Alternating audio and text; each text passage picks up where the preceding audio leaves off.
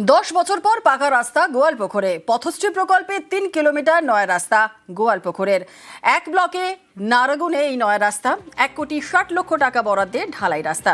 আর এই কাজের শিলান্যাস মন্ত্রী গোলাম রাব্বানির। কথা বলবো, আমাদের সঙ্গে রয়েছেন আমাদের প্রতিনিধি চঞ্চল মোদক। চঞ্চল, 10 বছর পর পাকা রাস্তা পেলেন, এলাকার বাসিন্দারা কি বলছেন, কতটা খুশি তারা?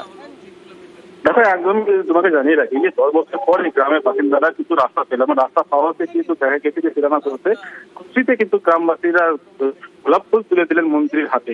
এই ছবি হচ্ছে গোয়ালপুকুর 1 নম্বর ব্লকে যে নারকুন থেকে নিয়ে যে উত্তর ভাষা পর্যন্ত যে রাস্তাটি গেছে, সেই রাস্তাটি দীর্ঘদিন ধরেই কিন্তু বেহাল অবস্থায় পড়েছিল এবং এই রাস্তার উপর দিয়ে দুটি গ্রাম পঞ্চায়েত, অর্থাৎ সাপুর 2 নম্বর গ্রাম পঞ্চায়েত এবং গোয়াঙ্গার 2 নম্বর গ্রাম পঞ্চায়েত, এই দুইটি গ্রাম পঞ্চায়েতের মানুষ কিন্তু যাতায়াত করতো।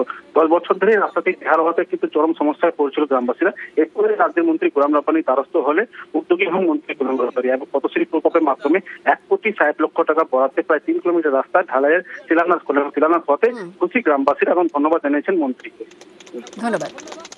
রাস্তাটা যে হচ্ছে আমাদের খুব ভালো হচ্ছে, সামনে বর্ডার, রাত্রেবেলা বিএসএফ চলতে দেন। এই রাস্তাটা হলে আমাদের বিএসএফ যাইতে হবে। কোন কোন এলাকায় সুযোগ সুবিধা পাবে?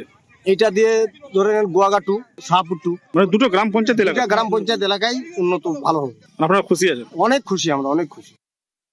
এই রাস্তাটা বিএডিবির করার দরকার ছিল, বিএডিবির ফান্ড বন্ধ আছে, যার জন্য পথশ্রী করে 3 কিলোমিটার রাস্তা 1,60,00,000 টাকা বরাদ্দ করেছেন। 2টা পঞ্চায়েতের কে এই রাস্তাটা কানেকশন করবে। এজেন্সিকে বললাম যে রাস্তাটা ভালো করে কাজ করবে।